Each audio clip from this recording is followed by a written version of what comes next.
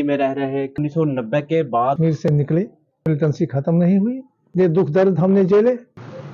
नमस्कार दोस्तों, मैं हूं अमित और आप देख रहे हैं प्रोग्राम एक मुलाकात में आज हम बात करेंगे जट्टी में रह रहे कश्मीरी जो विस्थापित हैं उन्हीं में से एक जो है शादीलाल पंडिता जी। कैसा 1990 के बाद उनका ये सफर रहा, क्या बात करेंगे। तो बहुत बहुत स्वागत है।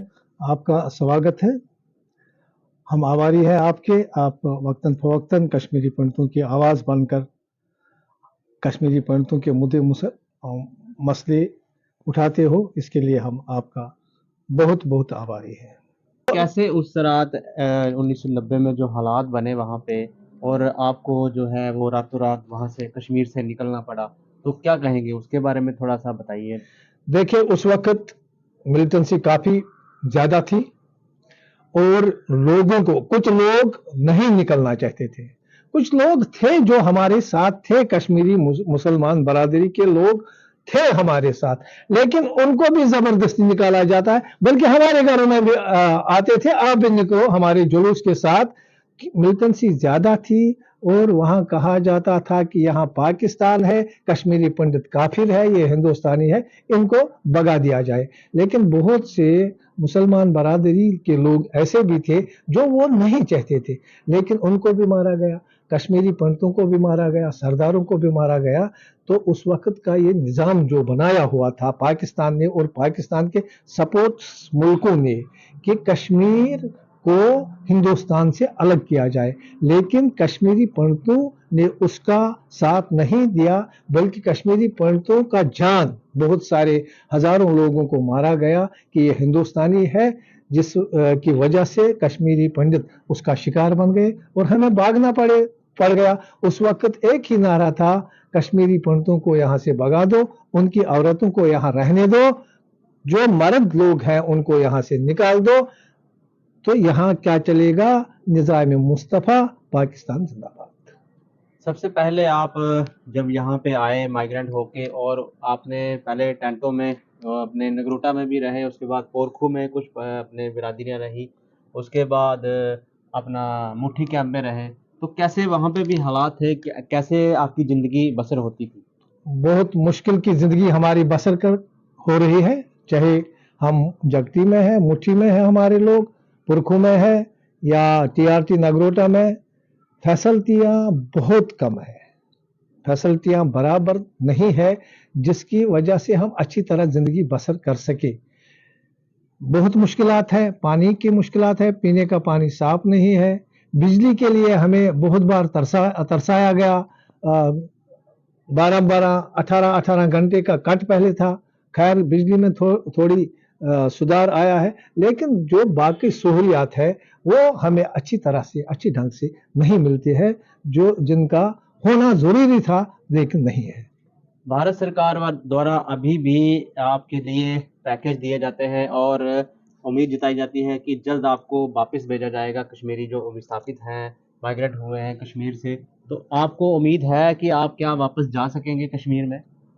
हमारी मांग है, हम कश्मीर जाएंगे, लेकिन उम्मीद ये नहीं है कि सरकार हमें अच्छी तरह से कश्मीर में बसा सकेगी, जबकि हमारी मांग है 1990 से, और हमारे प्रोटेस्ट धरना इसीलिए है, हम कश्मीरी है, हमें कश्मीर में बसाया जाए, लेकिन सरकार उस पर अमल नहीं करती है, बल्कि कुछ लोगों को बुलाकर यह कहती है, ये कहना चाहते हैं कि कश्मीरी पंडित जैसे वहां से आए हैं वैसा ही यहाँ से वापस जाए, कश्मीर वापस जाए। लेकिन हमारी मांग है, हम कश्मीर जाएंगे, हमारे प्रॉपर्टी का नुकसान है 33 साल का, हमारी बेरोजगारी है, पैकेज मांग रहे हैं। हम चाहते हैं कि कश्मीर में 2-3 कॉलोनियां बनाई जाए, ताकि हम 25,000 फैमिलियां एक कॉलोनी में रहकर अपनी सिक्योरिटी खुद भी थोड़ा बहुत कर सकेंगे।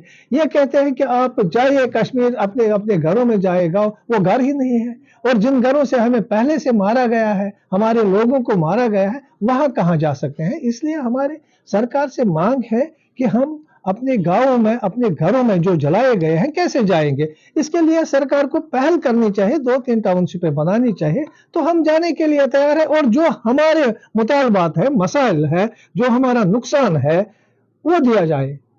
حال ہی میں لیفٹیننٹ گورنر دوارا بھی یہ کہا گیا کہ آپ کو ایک وہاں پہ بھی فلیٹ بنائے جائیں گے اور مناسب ریٹس جو ہوں گے وہ گورنمنٹ ریٹ پہ آپ کو دیے جائیں گے، تو اس پہ آپ کیا کہیں گے؟ دیکھیں، گورنر صاحب کا یہ بیان ہمارے لیے ٹھیک نہیں ہے کہ وہ ہمیں ریٹ پر، ہم قیمت پر وہاں فلیٹ دیں گے.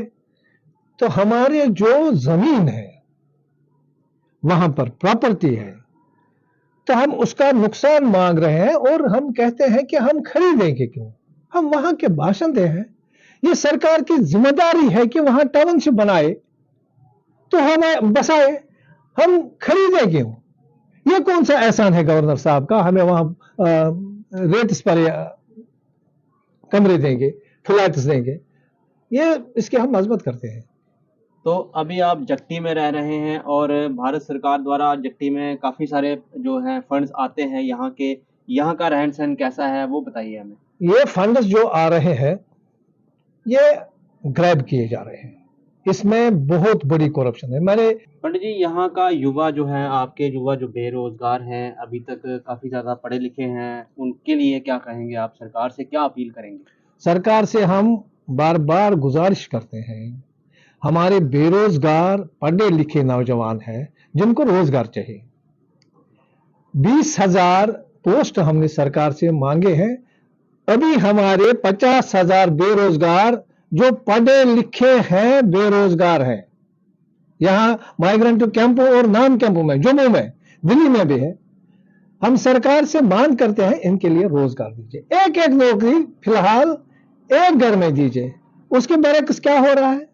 کسی گھر کے 3 لیے جاتے ہیں، کسی گھر کے 4 لیے جاتے ہیں. ہم اس میں بھی خوش ہیں، لیکن سرکار سے ہم یہ کہنا چاہتے ہیں جن گھروں میں ایک بھی ملازم نہیں ہے اور یوتھ پڑھا لکھا ہے، کم سے کم ایک روزگار ان کو بھی دیجیے، ایک نوکری ان کو بھی دیجیے. یہ ہماری مانگ ہے. عادل پنڈتا جی، اور یہ آئے دن اپنی مانگوں کو لے کے پروٹیسٹ بھی کرتے رہتے ہیں، اور انہوں نے اپنا جو درد تھا وہ 1990 سے لے کر آج تک کا ہمارے ساتھ سانجھا کیا. تو آج کی ملاقات میں اتنا ہی، پھر ملیں گے. نمسکار.